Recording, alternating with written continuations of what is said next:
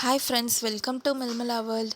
இன்றைக்கி கொங்கு ஸ்டைல் வாழைக்காய் சாப்ஸ் எப்படி செய்யலான்னு பார்க்கலாம். இது ரொம்பவே டேஸ்ட்டாக இருக்கும். சிம்பிளாக செஞ்சு முடிச்சிடலாம். இதுக்கு வேறு எதுவுமே அது இதுன்னு கட் பண்ணவே தேவையில்ல. வெறும் வெங்காயம் மட்டும் கட் பண்ணி ஈஸியாக பண்ணிடலாம்.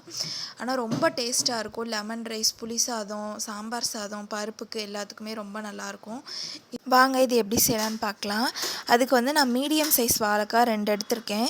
அதை நல்லா தோல் சீவிட்டு நல்லா பீல் பண்ணிடுங்க. ஃபுல்லாக தோல் எல்லாத்தையும் பீல் பண்ணிவிட்டு நீங்கள் ஒரு ஸ்கொயராக கட் பண்ணிக்கோங்க. கொஞ்சம் நீளமான ஷேப்பில் இருக்கணும். எடுத்து சாப்பிட்றதுக்கு கொஞ்சம் டிஃப்ரெண்ட்டாக நல்லாயிருக்கும். அதுக்காக தான் கட் பண்ணிக்கோங்க. வாழைக்காய் கட் பண்ண உடனேயுமே கருக்க ஆரம்பிச்சிடும். அதுக்காக நம்ம இப்போ என்ன பண்ண போகிறோம்னா, ஒரு குழிக்கரண்டி தயிர் எடுத்துக்கோங்க. அது கூட தேவையான அளவு நல்லா தண்ணி ஊற்றி நல்லா டைலூட் பண்ணிக்கோங்க, கெட்டி இல்லாமல். இப்போ நம்ம கட் பண்ணி வச்சுருந்த வாழைக்காய் எல்லாத்தையுமே அதில் போட்டு ஒரு 5 to 10 minutes நல்லா ஊற வச்சுக்கோங்க.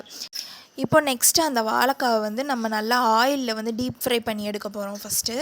இப்போ அதுக்கு ஒரு பேனில் தேவையான அளவு ஆயில் ஊற்றிட்டு, ஆயில் நல்லா ஹீட் ஆனதுக்கப்புறம் அந்த வாழைக்காவை போட்டு நல்லா ரோஸ்ட் பண்ணிக்கோங்க. இந்த இடத்துல நீங்கள் ரொம்ப சேஃபாக இருக்கணும். ஏன்னா வாழைக்காய் நம்ம தயிரில் ஊற வச்சு போடுற அப்படின்றனால ரொம்ப தெறிக்கும். தண்ணியாக இருக்கிறதுனால அது செட்டில் ஆனதுக்கப்புறம் அடுத்து திருப்பி விடுங்க. இல்லாட்டினா கை காலில் தெரிச்சிடாமல் பார்த்து சேஃபாக செய்யுங்க. நல்லா ரோஸ்ட் ஆகணும்.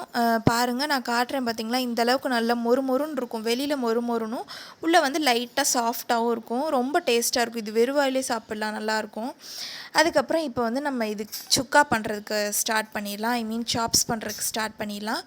இப்போ நம்ம ஒரு கடாயில் தேவையான அளவு எண்ணெய் ஊற்றிக்கோங்க. நான் 3 குழிக்கரண்டி ஆயில் ஊற்றிருக்கேன். அப்புறம் நான் 2 பெரிய வெங்காயம் கட் பண்ணி வச்சுருக்கேன், குட்டி குட்டியாக. அதையும் கட் பண்ணி நல்லா போட்டு நல்லா டீப் ஃப்ரை பண்ணி எடுத்துக்கோங்க. இப்போ இந்த ஆனியன் வதங்குறதுக்காக தேவையான அளவு உப்பு போட்டுக்கோங்க. அப்புறம் ஒரு 1/2 டேபிள் ஸ்பூன் மஞ்சள் பொடி, அப்புறம் ஒரு 1 டேபிள் ஸ்பூன் சில்லி பவுடர் போட்டு நல்லா வதக்கிக்கோங்க. நல்லா வெங்காயம் நல்லா வதங்கி கோல்டன் ப்ரௌன் ஆனதுக்கப்புறம் சைடில் ஆயில் பிரியும். இந்த டைமில் நமக்கு இப்போ கரம் மசால் போட போகிறோம். தேவையான அளவு ஒரு 1/4 டேபிள் ஸ்பூன் போட்டுக்கோங்க.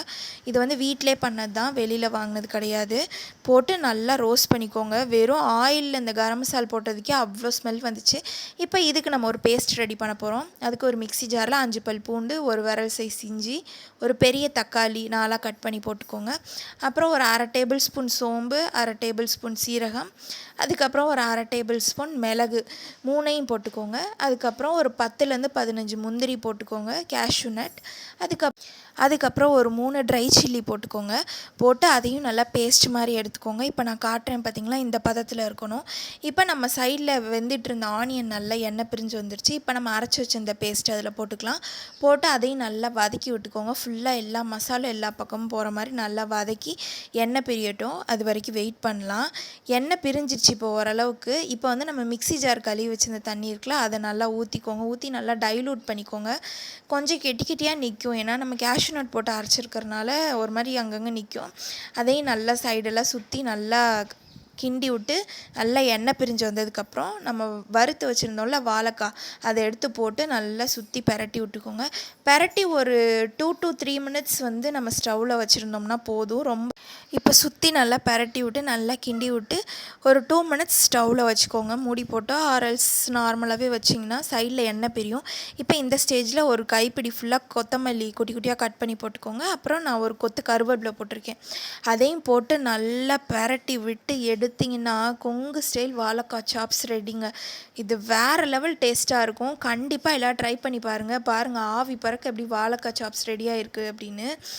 கண்டிப்பாக எல்லாம் ட்ரை பண்ணி பாருங்கள். Must try. இது லெமன் சாதத்துக்கெலாம் எக்ஸ்ட்ராடினரி காம்பினேஷனுங்க. கண்டிப்பாக எல்லாம் ட்ரை பண்ணி பாருங்கள். ட்ரை பண்ணி பார்த்துட்டு எப்படி இருக்குன்னு எனக்கு கமெண்ட் பண்ணுங்கள். ஓகே, தேங்க்யூ, பாய்.